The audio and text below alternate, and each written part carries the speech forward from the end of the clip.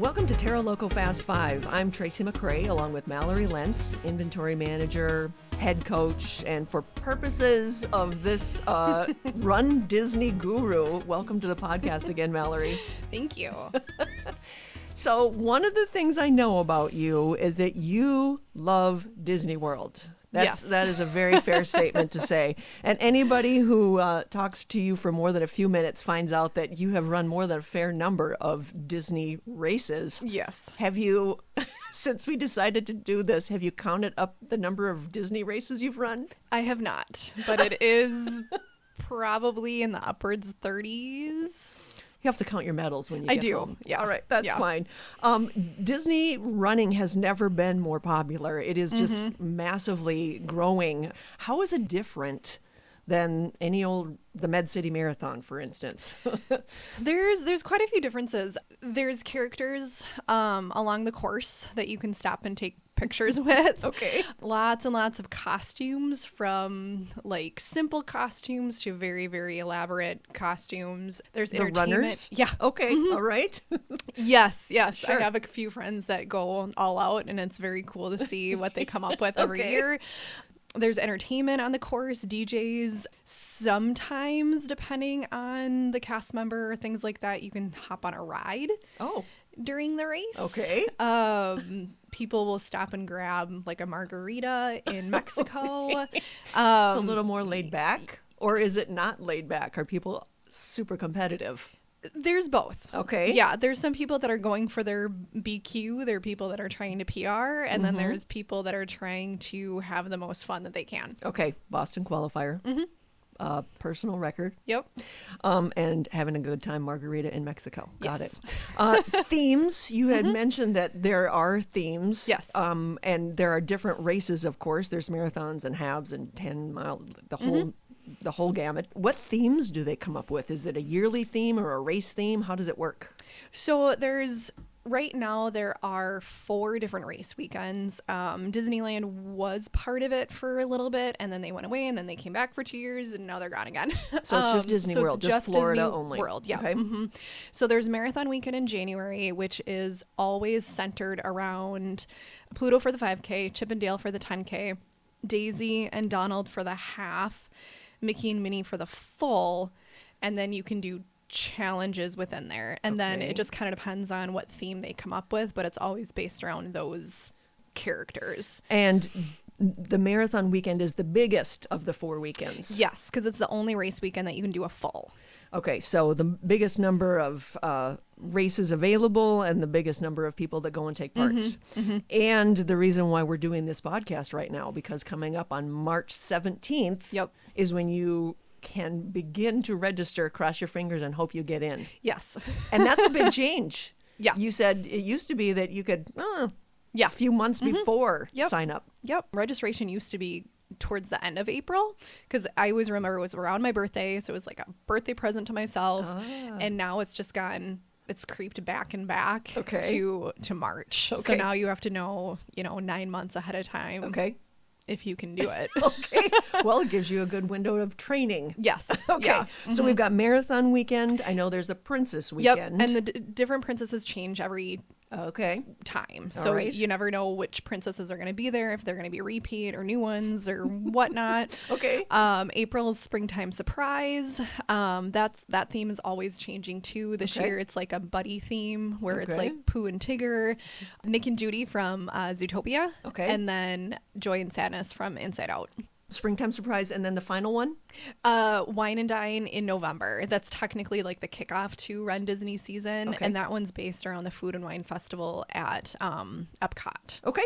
Is there a good introductory race for people who want to give Disney running a try? So the smaller race weekends are probably a little bit better, because then they're not so overwhelming. The springtime one and the Springtime Wine or and Dine. Wine and Dine, Okay. yes. Yeah. All right. And what else do you need to know? I just feel I have never done a Disney run, and I'm completely overwhelmed by even trying it. Yeah, they can be extremely overwhelming. Even doing them for 14 years now, Sure. I get overwhelmed by race weekend because there's a lot of people.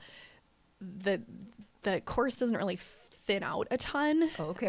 Marathon is probably the only time it will thin out enough, but a lot of times there's a lot of people and you kind of just have to be patient. Personally, and again, everybody can run their own race. I just don't choose to do it for a PR because I know there's so many people. It's so hard to get around people. Right. And you just got to be patient. Well, it's Florida, so it's flat. You got that going for you. Well, really? Yeah. Yeah, we do a lot of on and off ramps because it's on the highways because Disney owns like majority of that. Sure. Yeah. One of the things I can get behind because I love to do this is technically it's a racecation, of course, and explain what a racecation is. Basically, you mash up a vacation and a race. Obviously, a little obvious, but it also is. I have learned you definitely want to plan your travel differently when you're doing a racecation. Yes, because you don't want to finish a race and then head to the airport and jump on. Yeah, I have always, ever since my first marathon at Disney, I always fly out Tuesday instead of Monday, just because I do not want to be sitting on an airplane after running a full marathon. And depending on jobs and life and things like that, you don't have a choice. But personally, I just like to have another day to kind of walk around. Shake out. You got to shake it out. That's what that is. Yep. Yeah. If you want to get into some big races, sometimes the only way you can get in is to do it for a charity. So you can explain that for us and then let us know, how does Disney do it differently? So I don't know if Disney does it too much differently than some of the bigger races, but there are quite a few different charities that you can run with. Some of the charities, along with your fundraising goal, you get your bib. Other charities, you have to pay for your bib and fundraise. Okay. Yep. And so for some races, I know maybe like Chicago or the only way sometimes the only way you can get into the New York City Marathon is to do it for a charity. I will say the fundraising goals are a lot smaller because I think with, in New York, you're in the tens of thousands of dollars for fundraising.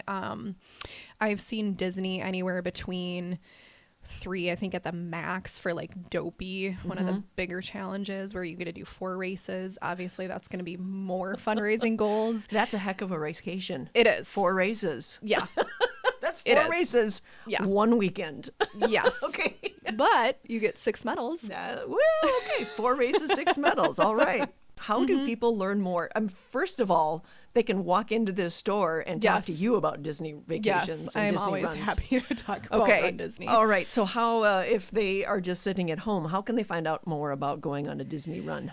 I would say the best option to get the most up-to-date information is going to Run Disney's website. There are plenty of influencers and people that run Disney races that can give you a lot of information. But if you want tried and true, actual, legit info, Run Disney is probably the best place to start.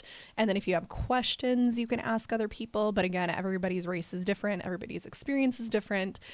You're not going to have 2 runners with the same outlook on Run Disney, probably. I just cannot imagine. Going to Disney World is just such an overwhelming thing. Going to Disney World and then going for a half marathon or a marathon just seems like it's a little bit too far out there, but I know for a fact you would encourage people to do it. I would. It's my favorite place to go for races because I'm not a super serious runner. Like I'll do my training, but I don't try to PR or anything like that. I carried a basket for 26.2 miles this Don't try year, to say other people go all out on costumes because I've seen some of your costumes and you're pretty impressive. They're fun, but they're runnable. So you're not a Wookiee? You haven't tried the Wookiee? I have not. Mine are always like running first and then add if I want to. But yeah, the basket was probably the most. What was your basket cost? What did you need? Oh, I was Belle. Oh, okay. Provincial Belle from Beauty and the Beast. So I carried a basket the entire 26.2 miles. And did you keep your nutrition in there? I did, actually. Sure. I was going to chuck it after mile 2 or 3. And then when I got to Magic Kingdom, my friend Marcia had all my stuff and she put it in my basket. And I was like, oh, hey, this is actually a really good place for this. Did that mess up your form?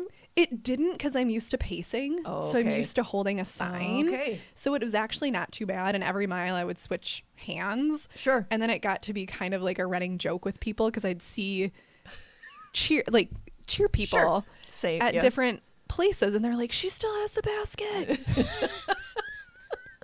That is so funny. Anything else you want to include about Run Disney? No, I don't know. I could talk for forever about this, Tracy.